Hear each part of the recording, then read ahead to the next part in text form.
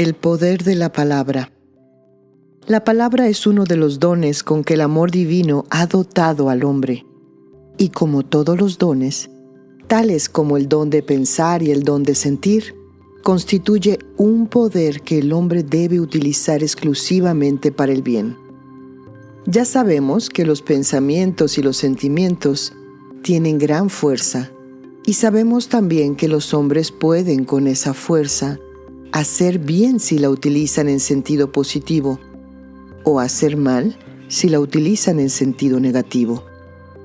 La palabra expresa nuestros pensamientos y sentimientos, dándoles forma y acción, de modo que en la palabra están unidos el poder del pensamiento y el poder del sentimiento con la fuerza de la propia voluntad que utiliza esos poderes con un fin determinado.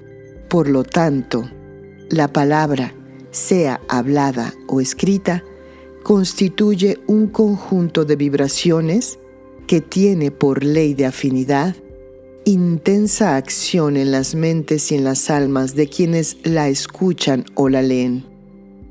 Además, actúa sobre la voluntad de quienes reciben esas vibraciones, pudiendo en muchos casos llegar a dominarla, si quien habla o escribe lo hace con esa finalidad. En todo obran permanentemente las leyes, y nosotros tenemos la responsabilidad de utilizar el poder que por ley recibimos solo y exclusivamente con amor. Si empleamos amorosamente el poder maravilloso de la palabra, hablada o escrita, podemos por ley de afinidad transmitir mediante ella a las mentes y a las almas de quienes escuchan o leen esas palabras las vibraciones de bien que las palabras llevarán como contenido espiritual. Si por el contrario, pretendiendo ignorar la gran responsabilidad que significa poseer el poder de la palabra, la utilizamos con fines egoístas y ambiciosos, con rencor, con desamor, ese poder maravilloso se transformará en una poderosa arma al servicio del mal. Las palabras pueden acariciar o herir, ser bálsamo o corrosivo, alentar o deprimir, despertar los sentimientos más puros o los más bajos, impulsar al heroísmo o a la degradación. Las palabras pueden unir o dividir, pueden construir o destruir. Todo ello podemos comprobarlo a diario. El poder de la palabra utilizado positivamente, es decir, con amor, es un maravilloso instrumento de bien, pero utilizado negativamente, es decir, con egoísmo y desamor, es un terrible instrumento de mal. Cuidemos, pues, nuestra palabra en todo momento. Procuremos que jamás perjudique ni cause dolor a los demás, sino que, por el contrario, sea siempre expresión de nuestro amor y de nuestros fraternales pensamientos y sentimientos de bien. Ley de causa y efecto. La vida física es solo instrumento de la vida verdadera. La vida espiritual a la cual manifiesta y está regida por las leyes que rigen la vida verdadera en todo el universo. La ley del amor es la ley madre, porque todas las leyes emanan y se apoyan en ella. Por lo tanto, la ley de causa y efecto, ley principalísima, cuya acción surge clara y precisa en todos los hechos de nuestra vida diaria, es expresión de amor, aún en aquellos casos en que nos proporciona dolor. El dolor físico es el medio del que se vale el organismo para manifestar, alertándonos una deficiencia o enfermedad, y en virtud de él nos preocupamos por descubrir y curar ese mal.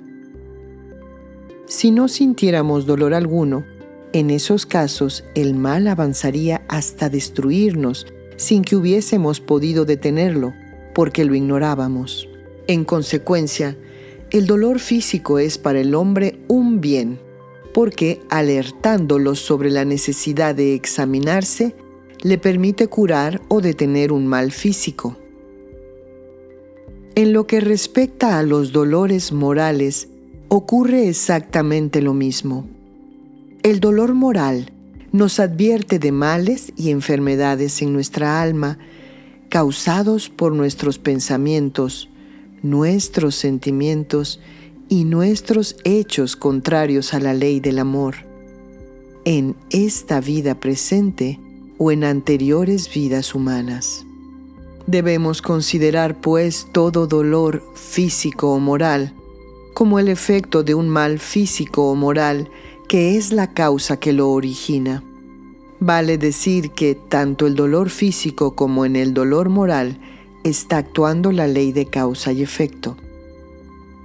En la misma forma, obra también la ley de causa y efecto cuando disfrutamos de lo que nosotros llamamos suerte, y pareciera no existir obstáculos para la feliz realización de nuestras aspiraciones.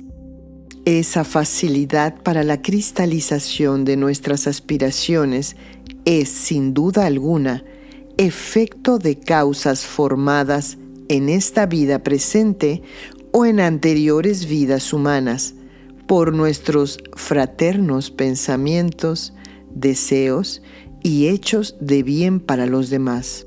Como nuestra vida humana es solo un momento de nuestra vida espiritual que vivimos desde hace miles y miles de años, es lógico que los hechos dolorosos o felices de lo que llamamos nuestro destino humano sean efectos de causas que radican en nuestro espíritu y que nosotros mismos hemos formado con nuestro comportamiento actual o en momentos o vidas humanas anteriores.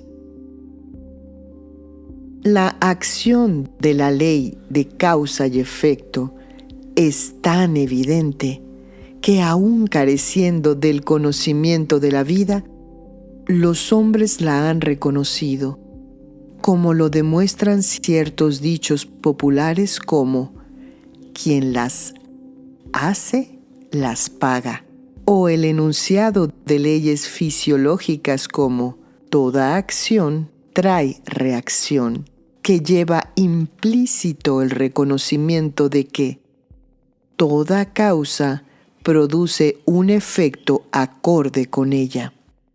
Así como nuestro actual estado físico es producto de la mayor o menor atención que hemos prestado a las necesidades de nuestro organismo viviendo o no, de acuerdo con las leyes fisiológicas, y es producto también de la atención que han prestado a las necesidades de su organismo nuestros antecesores de varias generaciones, quienes pueden habernos legado deficiencias orgánicas. También nuestro actual estado espiritual es producto de la atención que hemos prestado a las necesidades de nuestro espíritu en esta presente vida y en vidas anteriores, viviendo o no, de acuerdo con las leyes que rigen la vida.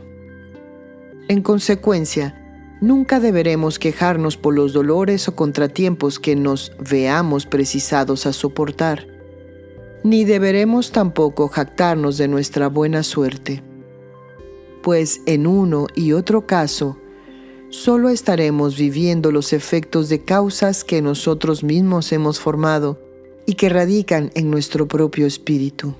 Sin embargo, como ya se dijo, la ley de causa y efecto emana de la ley del amor.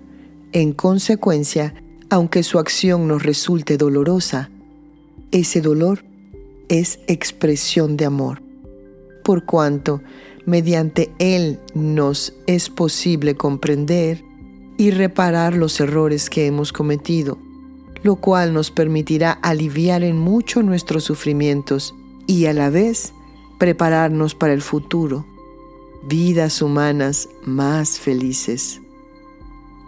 No debemos olvidar que la ley de causa y efecto nos proporcionará tanto bien o tanto dolor como nosotros hayamos proporcionado o deseado a los demás.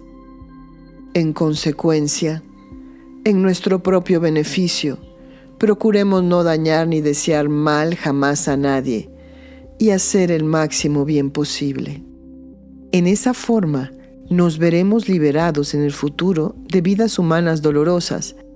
Además, si vibramos siempre positivamente, por ley de afinidad atraeremos vibraciones positivas que nos fortalecerán espiritual y físicamente y nos ayudarán a obtener el progreso espiritual que todos anhelamos y necesitamos lograr. Ley de trabajo o ley de karma. El trabajo es ley que actúa en el universo como factor ineludible e imprescindible para lograr el progreso. En el aspecto espiritual, solo mediante el trabajo constante puede un ser obtener el progreso evolutivo que necesita adquirir. Y sabemos también, en el aspecto humano, el trabajo es indispensable para progresar. Por eso, quienes pretenden progresar eludiendo el trabajo, indefectiblemente se internan por caminos desviados que les llevan a la degradación. Todas las leyes que rigen la vida verdadera se complementan entre sí, y todas, absolutamente todas, emanan de la ley madre, es decir, de la ley del amor. El trabajo que por ley deben realizar los espíritus para poder progresar y así evolucionar está íntimamente relacionado con las otras leyes, pues se efectúa acorde con la ley de jerarquía y siempre y dentro de la vibración de amor. El trabajo espiritual es acción de bien, de protección y de guía hacia otros seres de menor evolución. Por lo tanto, nos une por nuestra tarea amorosa hacia ellos con quienes se encuentran en peldaños superiores al nuestro. En esa forma, todos los seres del universo están unidos por el amor a través de la ley de jerarquía y de la ley del trabajo. En las enseñanzas espirituales, la ley de trabajo se denomina también ley de karma, porque la palabra karma significa trabajo en una antigua lengua hindú en la cual se escribieron hace siglos muchas y profundas enseñanzas espirituales. Sin embargo, como en nuestro mundo, en el que los hombres han transgredido tanto la ley del amor, el trabajo espiritual, que es imprescindible e ineludible, debe efectuarse con esfuerzo y frecuentemente con dolor. El concepto sobre la ley de karma ha sido deformada, interpretándose erróneamente karma como sinónimo de dolor ineludible.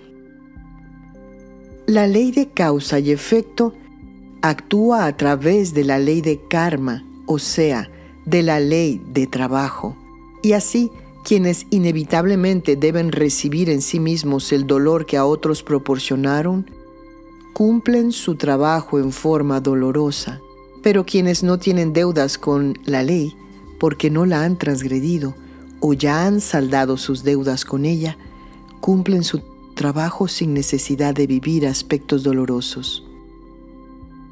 Como ya dijimos, nuestro mundo es un mundo inferior en el cual los seres olvidan fácil y frecuentemente su necesidad espiritual de amar, internándose por senderos de odio, ambiciones y egoísmo, contrayendo así, con la ley del amor, deudas que solo pueden ser saldadas mediante el dolor purificador. Los seres se encarnan impulsados por su necesidad de trabajar a fin de progresar y evolucionar. Pero en nuestro mundo ese trabajo debe efectuarse casi siempre en forma dolorosa. Sin embargo, repetimos, karma significa trabajo, no dolor. Por eso, nunca debemos lamentarnos de nuestros inconvenientes y dolores, ni compararnos con las facilidades o la felicidad de otras personas, porque somos únicos responsables de los pensamientos, sentimientos y actos realizados en nuestras vidas humanas del pasado y del presente. y es en relación con sus actos, pensamientos y sentimientos que cada uno debe después, en esa vida o en vidas futuras, realizar dolorosamente o no su trabajo, o sea, su karma. De esto puede deducirse que todo dolor humano es, además de perfectamente justo y necesario, un medio que el amor divino nos proporciona para eliminar de nuestro espíritu el lastre que dificulta su progreso, y también se deduce que a nadie, ni siquiera a los niños, puede considerárselo sin culpa ante sus dolores, porque el dolor que deban sufrir será siempre un dolor que ellos mismos se han atraído en sus anteriores vidas humanas. Cuando los hechos de mal son realizados por un conjunto de seres reunidos humanamente en familias, pueblos, países, razas o cualquier otro grupo, la necesidad de trabajar dolorosamente, o sea, la necesidad kármica dolorosa, incluye a todo el grupo, y cuando llega el momento, el dolor purificador recae sobre la familia, el pueblo, el país o la raza que realizó o aprobó plenamente la realización de hechos que transgredían la ley del amor. Así, en los momentos en que el grupo debe saldar mediante el dolor su deuda con la ley, se encontrarán reunidos nuevamente como humanos, los seres que realizaron el mal y quienes lo apoyaron o aprobaron. Por eso, en la historia de la humanidad, encontramos grupos humanos que unas veces actuaron como victimarios y otras veces actuaron como víctimas.